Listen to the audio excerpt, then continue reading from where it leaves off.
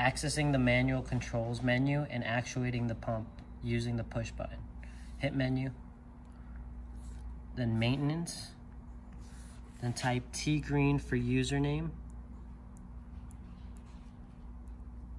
and T green for password.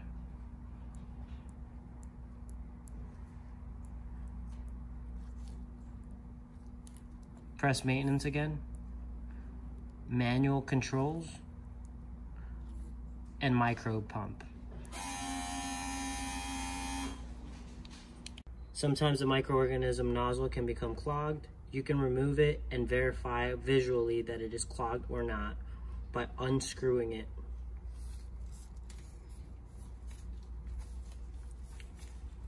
And removing it.